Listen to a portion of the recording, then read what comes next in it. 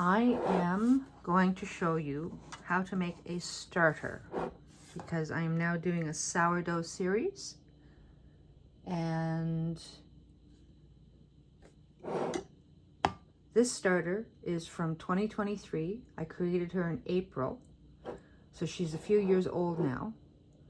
She develops a hooch when she has been refrigerated for long periods of time. Today she's due for a feeding. This starter is the starter that I created from the 2023, and then I've fed her several times since. Her flavor's a bit more mild, and I've only been pulling it out and baking with it every couple of days while I have been testing the new oven, seeing how the environment works for my sourdoughs. Again, I work typically with a high hydration starter as well as recipe, because that's how I taught myself to make sourdough. From like 2014 is when I started the experiment.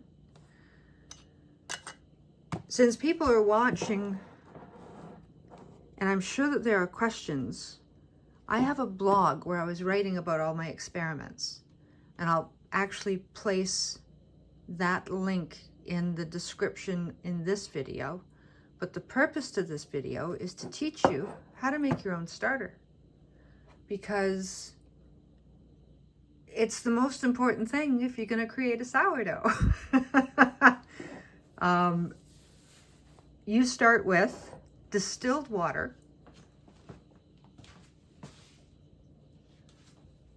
which is basically water that has been sitting at open, so it doesn't have chlorine. The chlorine will evaporate over time, or boiled water that has come back down to room temperature after 24 hours, or you can buy distilled water from a store. I just make my own. It's your call.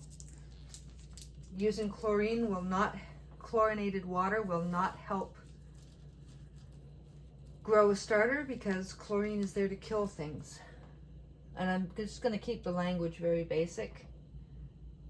So even amounts, and this isn't a 7-day starter, this will be a 12-day starter. I don't do the discard. I don't agree with it. It's throwing away food. And I don't judge anybody if they want to do the discard, because it can be a pain to work with. But the purpose to this is, once we get to a certain level, and it grows to a certain level, split the starter into a different jar. But you're going to do this with me if you're interested. So this is day 1, and I will do one of these videos every day, and follow along. The first 4 days is just feeding equal amounts of flour and water to get her started. She is not going to be ready to go for 12 to 24 days, truthfully. And I'll show you some cheats along the way so you don't lose interest, and so that you're not wasting your money too. Let's start with the flour feeding.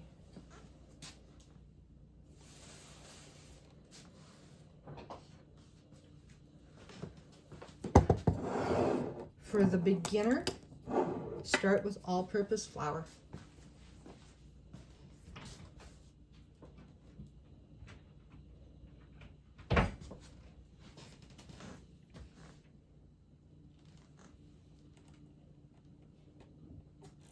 I did find my weights,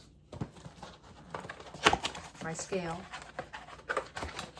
I found my weights too. They were in a freezer. That's a story.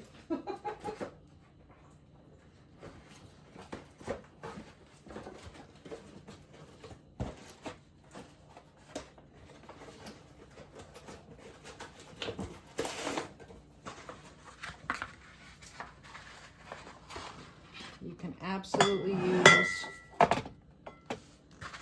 tablespoons to get started if you wish. Actually, why don't we do both? Let's do both.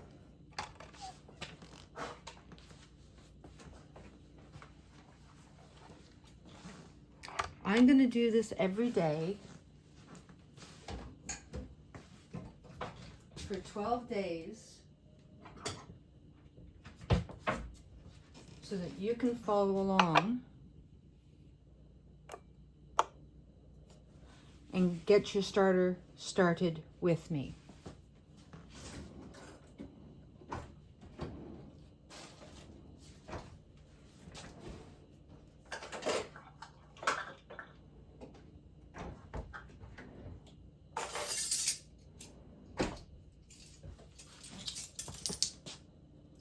So first off, take 1 tablespoon all-purpose flour. So that is 0.35 ounces.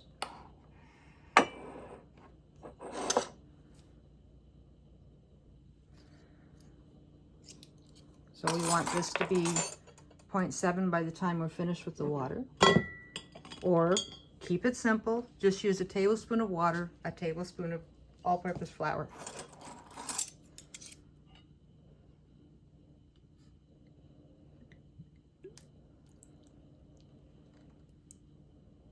So that is 1 full ounce total. That's okay. Don't you worry about it. It's day 1.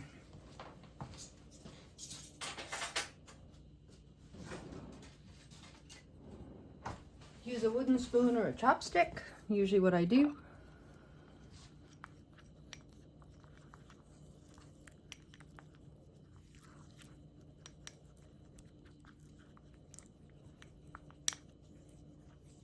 That simple.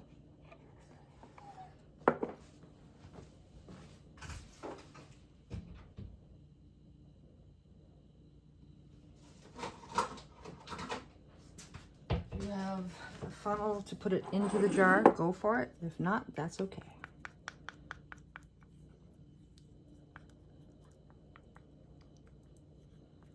This is on the wet side. Tomorrow,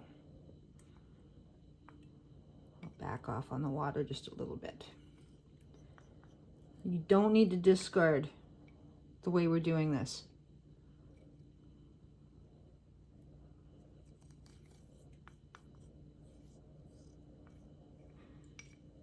So,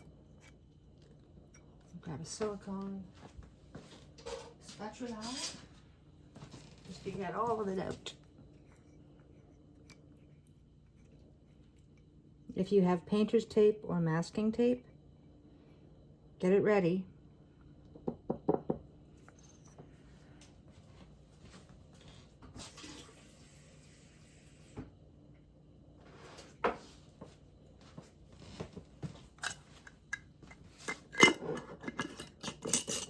You don't need a mason jar, use a washed out jam jar.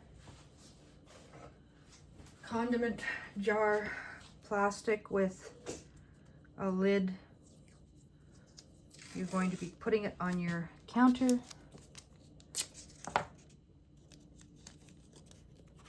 I'm going to grab my Sharpie, which I always leave at my desk.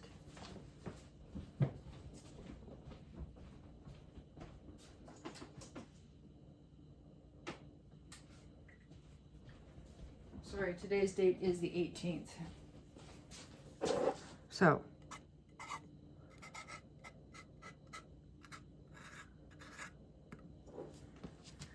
$20.26. Hopefully, in 3 years' time, your starter will be as old as mine. There we go. Leave it alone. Put it on a tea towel, trivet, cover it, put it next to your fridge, keep it out of the draft.